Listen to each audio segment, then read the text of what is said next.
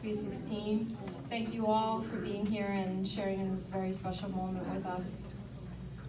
Natalie, when I first left the hospital with you in my arms for the very first time, I was nervous and scared about being responsible for another human being. I actually remember thinking, are these nurses going to let me leave with this child by myself?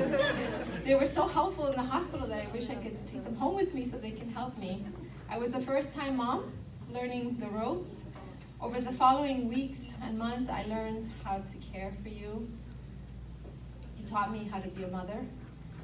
I know I've made some mistakes along the way, and I think that you think that I'm tough on you when it comes to school. Just know that I'm tough on you because I love you, and I want you to be successful, and I want you to reach the highest potential that you could. I'm always going to be your biggest cheerleader, and I'm always going to push you to that limit.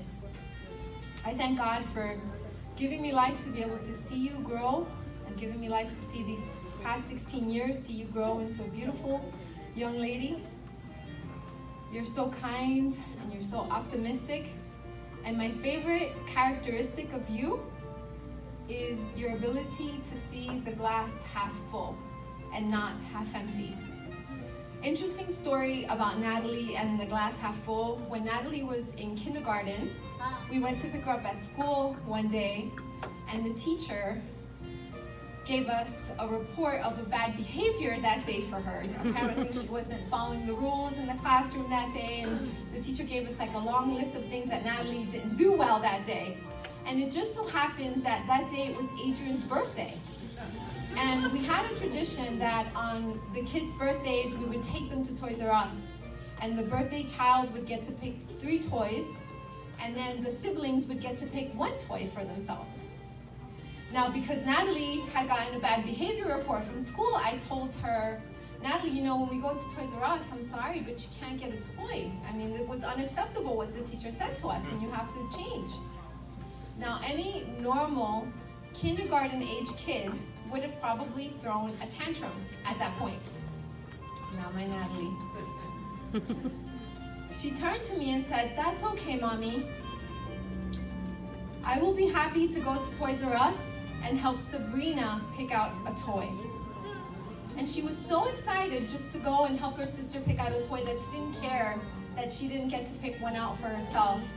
And at that moment, I realized how wonderful it was for her to see that glass half full. And Natalie, honestly, I love that about you. I wish I could be more like you in that sense, to see the glass half full. Always do that, and always be that way and be optimistic, because I think if you are and you look at life in that way, you'll be a happier person. Yes. I've been blessed, to see you grow into a lovely young lady, and I want you to know that I'm always going to be here for you to share in all your joys, and I'm always going to be here to hold you tight when life hurts you more than it should. Life is going to be full of twists and turns. There are going to be some good days and there are going to be some bad days. And I want you to know that no matter what surprises life may throw at you, never let anyone take away that optimism that you have, glass half full, and never let anyone take away that sparkle in your life and what you have. I'm so proud of you. I'm so proud of the young woman that you've become, and I am very excited to see what the future awaits for you. And I want to finish off by saying a quote from Winnie the Pooh, which I like very much. And it says, "If ever there's a tomorrow when we are no longer together, there's one thing you must always remember.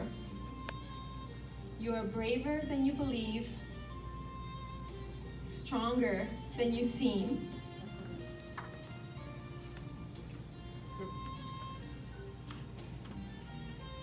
and smarter than you think. But most important of all, always remember, even if we're apart, I will always be with you. I love you."